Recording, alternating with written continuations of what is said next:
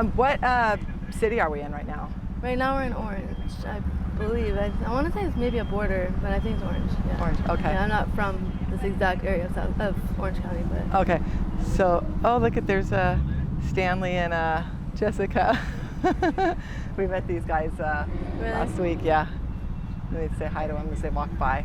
They were actually our second interview. Hey there, how you doing? Good. We're good. Hi, Stanley.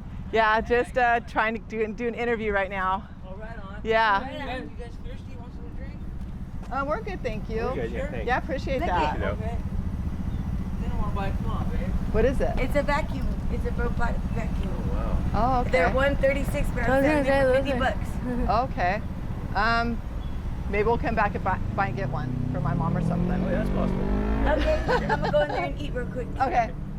Hey. I guess maybe that's something we could use. I don't know. Okay. So, where do you think we're at right now? What city? Probably Stan. Garden Grove. Okay, let's just go with Garden Grove. Garden Grove, duh. I'm Garden Grove, yeah. I've been staying in Orange. This is the first day I've gone out of Orange to the Garden Grove Inn was where my friends were. Oh, so okay. duh, like we're in Garden Grove, yeah. Okay. That was a total clue, Okay. yeah. Because I've been in Orange every day for the last 2 months since I met my boyfriend. Oh, okay. So I'm just staying in Orange. Okay. Alrighty. So here we Oh go. my gosh, how embarrassing. Okay. Actually, I forgot Macy. Kayla. Kayla. Yeah. So I don't know where I got Macy from. Okay. Alrighty. So today we are here in Garden Grove with Kayla. Yeah. Yes. Kayla, how old are you? I am 32. 32. And are you originally from Garden Grove? No, I was born in Torrance, and but I grew up in Aliso Viejo, California, South County, California. Okay. That's a nice neighborhood over there. Very nice, yeah. Yeah. I miss it. Yeah. Did you graduate from high school? I got my GED later on in life. Like, I was supposed to graduate in 09, but I ended up getting my GED like, I don't know, only maybe 7, 8 years ago. So, Good. yeah. And what's your current living situation? It's like the toughest question when people ask that. So I don't like to call it homeless because like there's real homeless people that are sleeping, you know, on the streets, in the grass, whatever. But do I have a place to live? No. Do I manage to find somewhere to sleep every night? Somewhat. You know what I mean? Whether it's with a friend or even if like a pool bathroom. You know what I mean? But yeah. So I guess that's my living situation. No living situation really, day by day. And how long have you been homeless?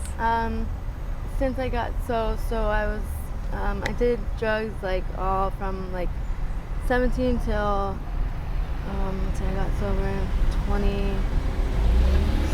25 or 26 I believe, right? And then I got clean for 4 years, and then at 4 years is when I got cancer towards it like the 4th year.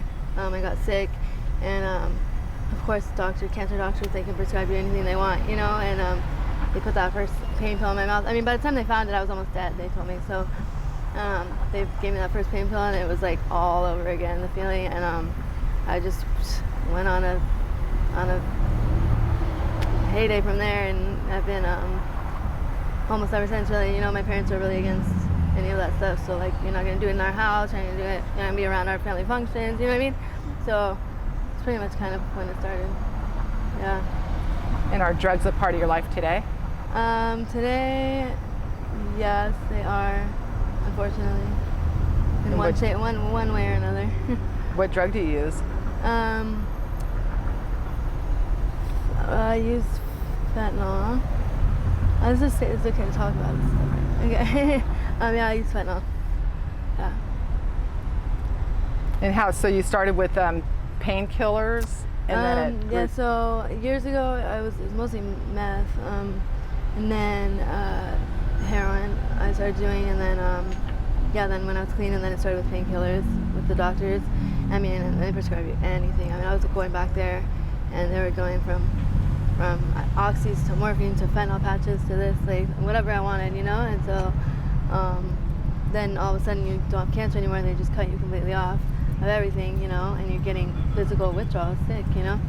And so somebody introduced me to fentanyl.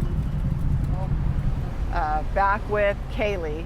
Kayla. Kayla. Okay, Yeah. so we're back here with Kayla. And what's your dog's name? This is Mama's. Mama's. Yeah. Okay, she has her dog Mama's with My her. baby. 11 years old. Yeah. She's had her since she was a puppy. So we were talking about the fact that you do drugs, and how do you support your habit? So before I met my boyfriend now, I've been with for like a couple months. My boyfriend before him, I was with for 5 years. He was a dealer, so it kind of just Was there? Yeah, it was just there. You know, it's kind of a culture shock when it wasn't. You know, because he got arrested. He's basically like 15 years now, but yeah, it was definitely a culture shock. I mean, it's expensive to keep up a drug habit out there. So now I'm kind of just scraping by what I can do. Little, you know, I try to do like jobs. You know, like working, cleaning house or walking dogs or something, but.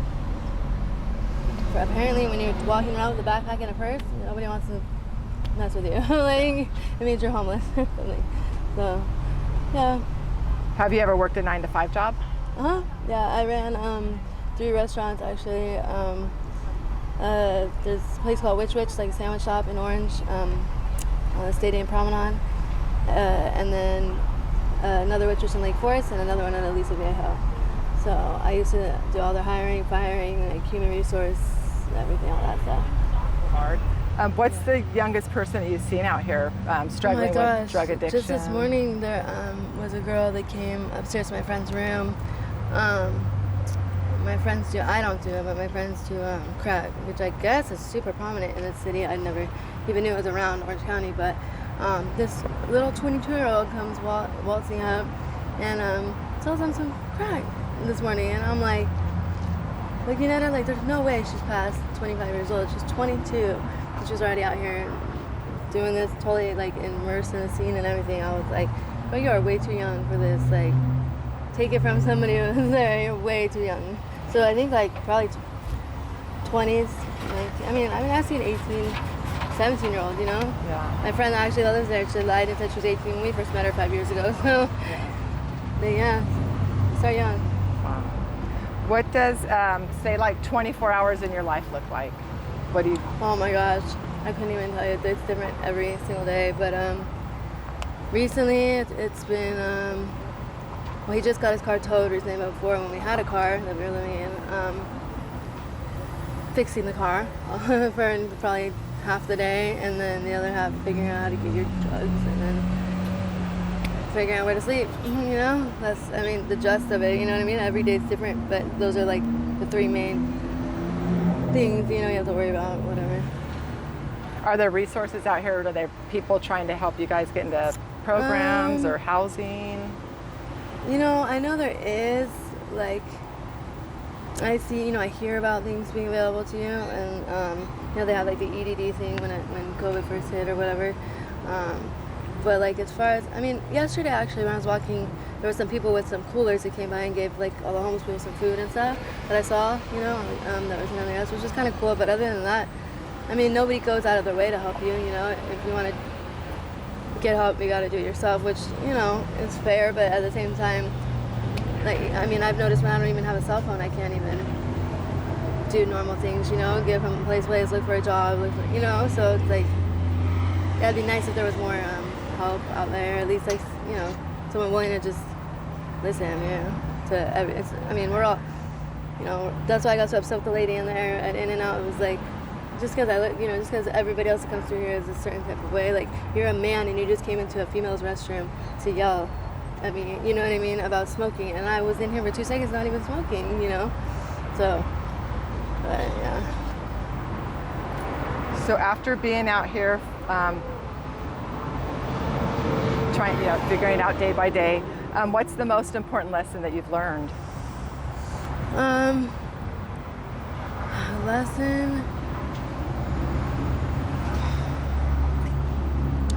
Honestly, it's really sad to say, but my faith in like humanity,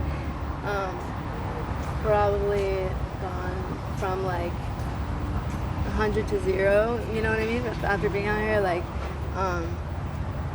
people you think are your friends when you have everything to offer, and then you run out of, and you look around and there's nobody there. You know what I mean? Just kind of like learning, like, you gotta look out for yourself first before anybody, you know? Right. That's probably the biggest one, for sure. What's the most dangerous thing that you've seen out here?